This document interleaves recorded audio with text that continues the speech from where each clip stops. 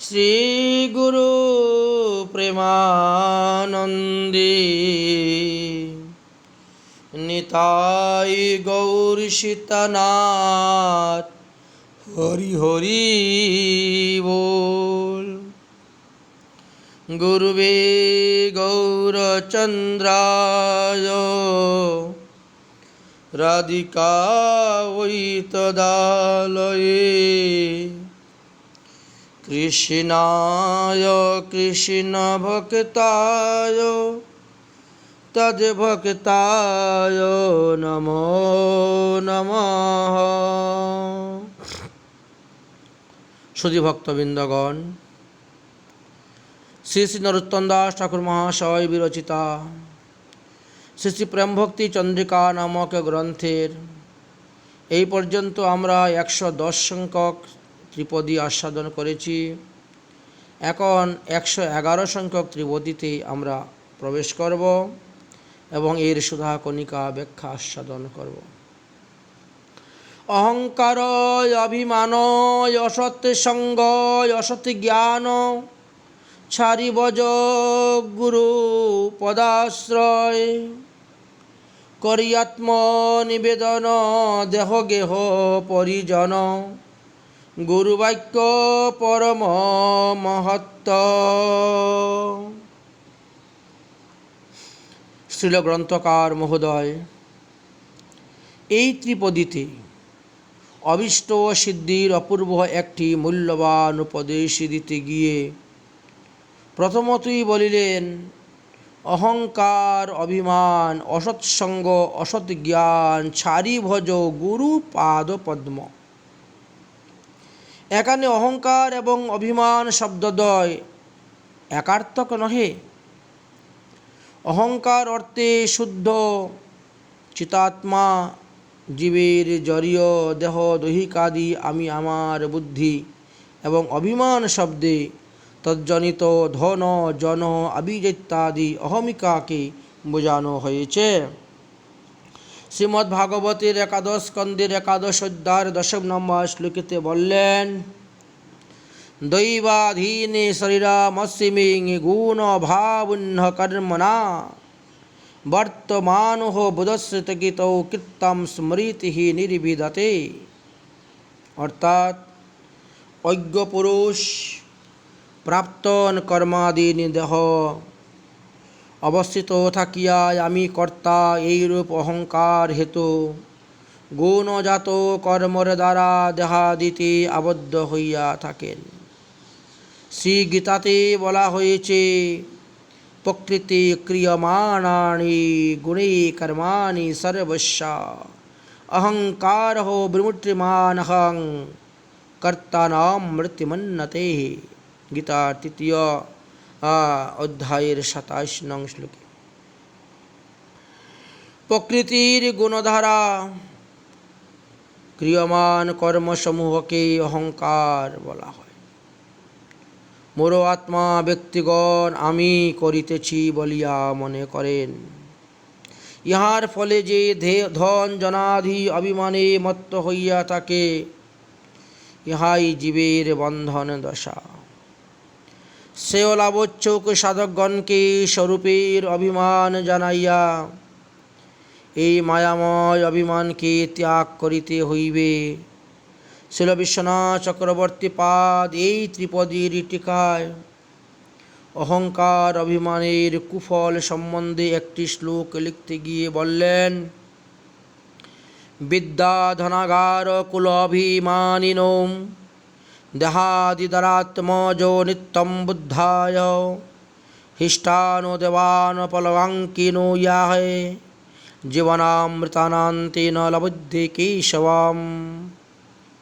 যাহাদের জড়ীয় বিদ্যা, প্রাকৃত ধন, গৃহ, কুল প্রভৃতি অভিমান আছে, যাহাদের দেহ এবং দেহ সম্পর্কীয় স্ত্রী পুত্রাদিতে নিত্য বুদ্ধি, যাহাদের অন্য দেবতাহিষ্ট বুদ্ধি, এবং যাহারা ফলাঙ্কি তাহারা জীবমৃত। অর্থাৎ জীবিত অবস্থায়ও তারা মৃত। তাহারা কেশবকে লাভ করিতে পারে না। ইহার পূর্বেও বলা হইয়াছে, অভিমানী ভক্তিহীন জনমাঝি সেই দিন বৃথা তার অশেষ ভাবনা। এটা আমরা 84 নং ত্রিপদীতে আস্বাদন করেছিলাম। এখানে এইভাবেই বললেন, তাহলে অহংকার অভিমান ত্যাগের ন্যায় শ্রমকায়ী সাধকের অসৎসঙ্গ ত্যাগ করিতে হইবে। যেমনভাবে অহংকার ত্যাগ করতে হবে, অভিমান ত্যাগ করতে হবে, তেমনভাবে আবার এই সমস্ত যাদের মধ্যে আছে তাদের সঙ্গ ত্যাগ করতে হবে, অসৎসঙ্গ ত্যাগ করতে হবে। অসৎসঙ্গ ত্যাগেই বৈষ্ণব আচার। শ্রীমদ্ ভাগবতেও বললেন, তত দুঃসঙ্গ মৃৎসু যাহা সৎসু সৎজেত বুদ্ধিং মান সন্ত এবাস্য ছিন্দন্তি মনোবিসাঙ্গ মুক্তিভি। অর্থাৎ বুদ্ধিমান ব্যক্তি দুঃসঙ্গকে সর্বত্রভাবে পরিত্যাগ করিয়া সাধুসঙ্গ লাভ করিবেন। যেহেতু সাধুসঙ্গই উপদেশহ বাণীর দ্বারা মনের বিরুদ্ধা শক্তিকে ছেদন করিবেন। সন্ত এবেতৈক্য কারণে সুকৃতম অর্থে বেদু সস্যজ্ঞানাদীনাম ন দৃশ্যত্ব সমর্থাম ইতি জ্ঞাপয়তি। অর্থাৎ সন্ত এব, এই এব কারের দ্বারা সুকৃতি, তীর্থভ্রমণ, দেব আরাধন, শাস্ত্র জ্ঞানাদির তাদৃশ্য সামর্থ্য নাই বুঝতে হইবে। অতএব অসৎসঙ্গ ত্যাগের সহিত সাধককে সৎসঙ্গ করিতে হইবে। অসৎসঙ্গ ত্যাগ করিয়াই সৎসঙ্গ না করিলে ভক্তিপথ যেমন অগ্রসর হইতে পারবে না, তেমনি ভজন পথেও আপনি উন্নত হইতে পারবেন না। তাই স্বজাতি আশ্রয়ী মহতের সঙ্গে ভক্তিপথ অবশ্যই অতি শীঘ্রই উন্নতি সাধনের চেষ্টা করিবেন। এই প্রসঙ্গে শাস্ত্রে জ্ঞাতব্য আছে, তদ্রূপ অসৎ জ্ঞান ভক্ত সাধককে ত্যাগ করিতে হইবে।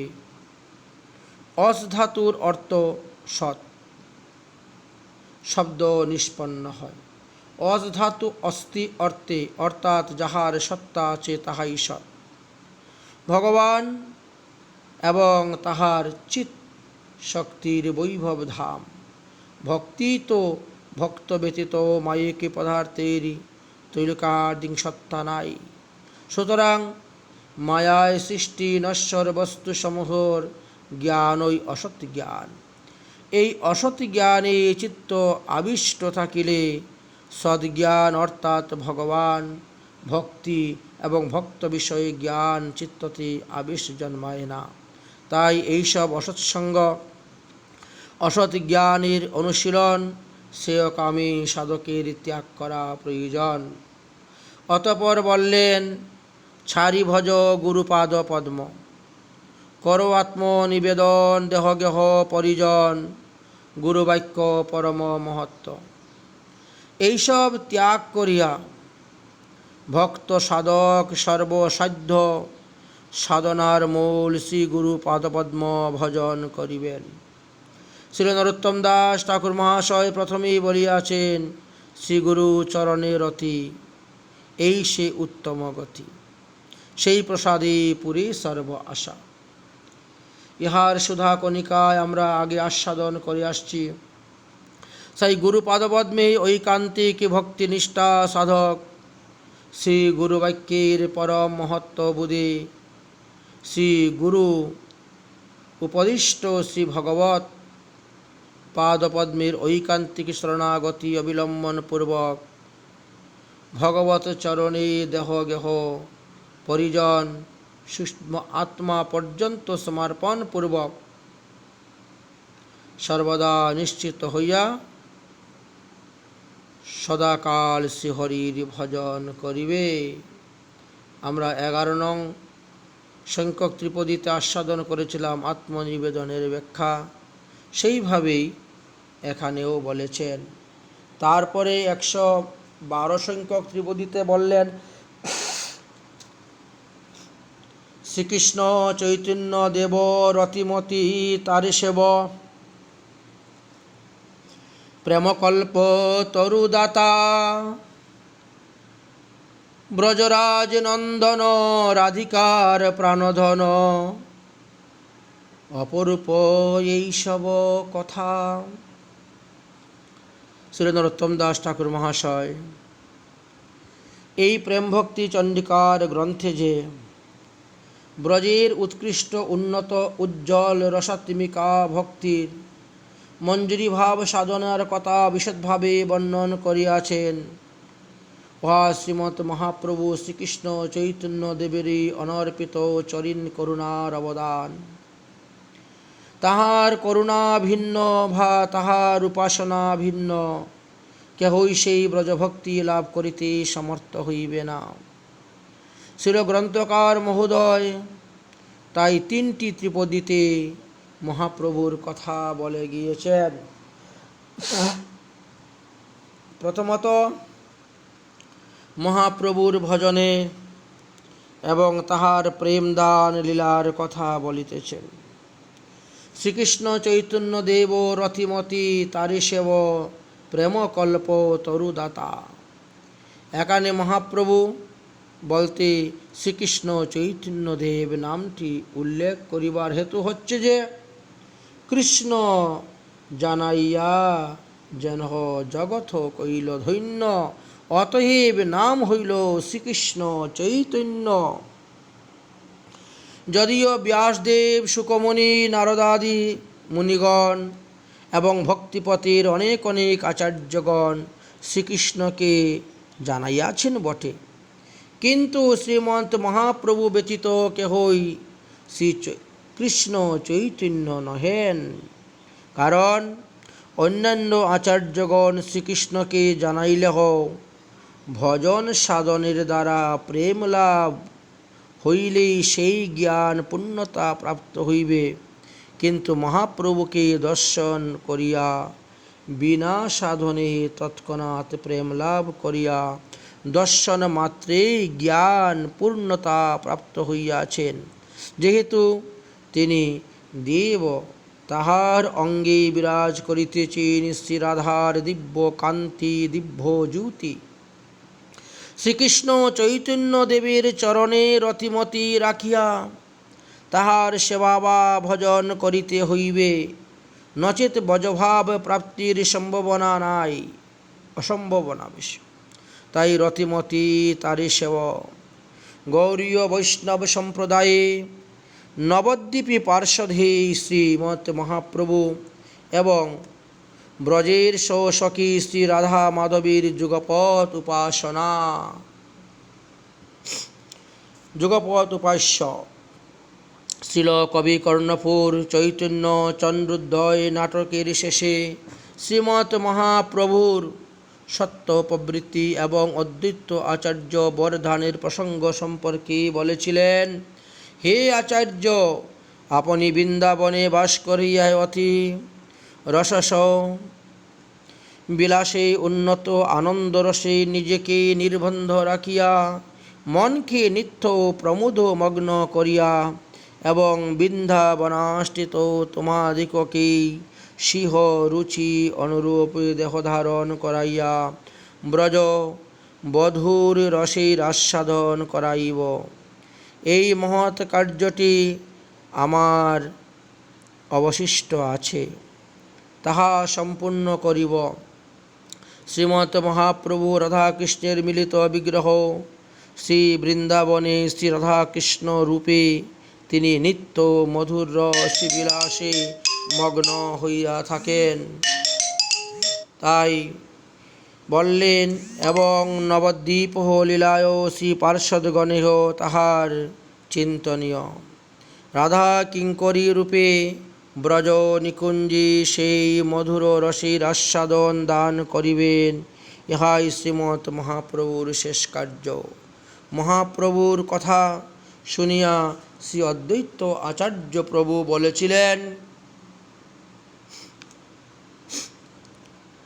নিজেচ্ছায়া প্রাপয় যদ্দেব হস্তান্তরণোরূপবন্তঃ বা ততেতাশ্চর্যং চরিত্রেণমেব জাতিস্মরাইব চিরং স্মরাম। অর্থাৎ হে প্রভু, তুমি স্বেচ্ছায় আমাদের স্থলান্তর বা দেহান্তর দান করো, কিন্তু আমরা যেন জাতিস্মর হইয়া তোমার এই অতি আশ্চর্য গৌর চরিত্র চিরকাল স্মরণ করি। শিল ঠাকুর মহাশয় বলিয়াছেন, মনোবাঞ্ছা সিদ্ধি তবে পাও পূর্ণ তৃপ্ত, হেতাই চৈতন্য মিলে শ্বেতা রাধা কৃষ্ণ। তিনার প্রার্থনাতে আমরা দেখতে পাই। তাই শ্রীকৃষ্ণ চৈতন্য দেব প্রেম কল্প তরুদাতা, শ্রীমৎ মহাপ্রভু স্বয়ং প্রেম কল্পতরু এবং সিংহ অচিন্ত শক্তিতে সেই প্রেম কল্পতরুর মালি বা উহার ফলেই প্রদত্তা নিজ শক্তি সত্যঃ মালি হইয়া স্কন্দ হয়। প্রেম ফলে দান সম্বন্ধে লিখিত হইয়াছে, উডম্বুর বৃক্ষ জৈসে ফলে সর্ব অঙ্গে, এই মতন ভক্তি বৃক্ষে সর্বত্র ফল লাগে।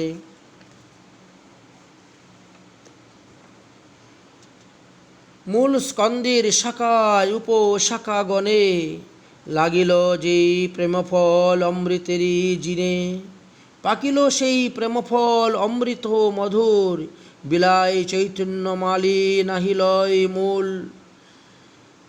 ত্রিজগতে যত আছে ধনরত্ন মণি, এক ফলের মূল্য কি তাহা নাহি গণি। মাগে না মাগে বা না মাগে কেহ পাত্রে বা অপাত্রে, ইহার বিচার নাহি জানে দিব মাত্রে। অঞ্জলি অঞ্জলি ভরি ফলে চতুর্দিশে, দরিদ্র করুয়া খায় মালাকার হাসে। শ্রীচৈতন্য চরিতামৃতের মধ্যলীলার নবম পরিচ্ছেদে দেখতে পাই। তাই কেবল তাহাই নহে, শ্রীম নিত্যানন্দ প্রভু, শ্রী অদ্বৈত প্রভু প্রভৃতি স্কন্ধ এবং বিশ্বব্যাপী শাখা উপশাখায় গণে চৈতন্য মালাকার আজ্ঞা পালন করিতেছেন। একলা মালাকার আমি কাহা কাহা যাব, একলা বা কত ফল পারিয়া বিলাইব। একলা উঠাইয়া দিতে হয় পরিশ্রম, কেহ পায় কেহ না পায় কেহ মনে ভ্রম। অতএব আমি আজ্ঞা করি সভাকারে, যাহা যাহা প্রেম দন দেহ তারে তারে। অতি অদ্ভুত বয়ান। প্রেম কল্পতরু এবং প্রেমফল দাতা শ্রী চৈতন্য, ব্রজের মাধুর্যময় মধুর প্রেম শ্রী রাধা দাস্যরূপ মঞ্জরি ভাবের প্রেমই এইভাবে সারা বিশ্বে পাত্রা পাত্র নির্বিশেষে বিনা সাধনে দান করেন। সুতরাং তাহার ভজন ব্যতীত কেহই সেই ব্রজ প্রেম মাধুরী আস্বাদনে সমর্থ হন না। শ্রীল কবিরাজ গোস্বামীপাদ লিখলেন, অদ্ভুত নিগড় প্রেম মাধুর্য মহিমা, আপনি আস্বাদি প্রভু দেখাইলা সীমা। অদ্ভুত দয়ালু চৈতন্য অদ্ভুত বদন্যা, জয়ছে দয়ালু দাতা লোকে নাহি শুনি অন্যা। সর্বভাবে ভজ লোকে চৈতন্য চরণ, যাহা হইতে পাবে কৃষ্ণ প্রেমামৃত ধন। চৈতন্য চরিতামৃতের অন্তলীলার 17 পরিচ্ছেদে বললেন, অতএব নরোত্তম দাস ঠাকুর মহাশয় তারপর বললেন, ব্রজরাজ নন্দন রাধিকার প্রাণধন, অপরূপ এই সব কথা। অর্থাৎ শ্রী রাধা ব্রজেন্দ্র নন্দন, শ্রী ব্রজেন্দ্র নন্দন শ্রী রাধার প্রাণনাথ শ্রীকৃষ্ণই যে গৌরাঙ্গ মহাপ্রভুরূপে অবতীর্ণ হইয়া ভক্তভাবে স্বয়ং বজ প্রেম মাধুরী আস্বাদন করাইয়া বিশ্বে উহা প্রদান করিয়াছেন। এইসব কথা অতি অপূর্ব অর্থাৎ অতি অদ্ভুত বা বিস্ময়জনক। শ্রী চৈতন্য চরিতামৃতে লেখা আছে, তেহ শ্যাম বংশীমুখ গোপবিলাসী ইহু গৌর কবুদি ভুজ কবুত সন্ন্যাসী। অতএব আপনে প্রভু গোপী ভাব ধরি ব্রজেন্দ্র নন্দন কহে প্রাণনাথ করি। সেই কৃষ্ণ সেই গোপী পরম বিরুদ্ধ অচিন্ত চরিত্র প্রভুর অতি সুবুদ্ধ। হিতে তর্ক করি কেহ না করো সংশয়, কৃষ্ণের অচিন্ত শক্তি এই মত হয়। অচিন্ত অদ্ভুত কৃষ্ণ চৈতন্য বিহার, চিত্তভাব চিত্ত গুণ চিত্ত ব্যবহার। চৈতন্য চরিতামৃতের আদিলীলার সত্র পরিচ্ছেদে আমরা দেখতে পাই। সুতরাং আমরা এইভাবে শাস্ত্র অনুসারে অনেক অনেক সিদ্ধান্তের কথা আলোচনা করলাম। তারপরে 113 নং সংখ্যক ত্রিপদীতে বললেন, নবদ্বীপে অবতার রাধাভাব অঙ্গীকার, ভাবকান্তি অঙ্গের ভূষণ, তিন বাঞ্চায় অবিলাস অচি গর্বে পরকাশ, সঙ্গে সবে পার্ষদগণ।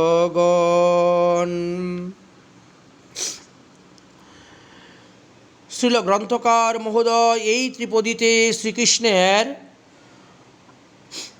শ্রী মহাপ্রভুর রূপের অবতরণের মুখ্য হেতুটি নিরূপণ করিয়াছেন। প্রথমত বলিলেন নবদ্বীপে অবতার, রাধাভাব অঙ্গীকার, ভাবকান্তি অঙ্গের ভূষণ। শ্রী রাধিকার প্রাণনাথ ব্রজেন্দ্র নন্দন শ্রীকৃষ্ণ শ্রী রাধারই ভাব কান্তি অঙ্গীকার করিয়া এবং তাহার ভাব কান্তি অঙ্গের ভূষণ করিয়া গৌরাঙ্গ রূপে নবদ্বীপে অবতীর্ণ হইয়াছেন।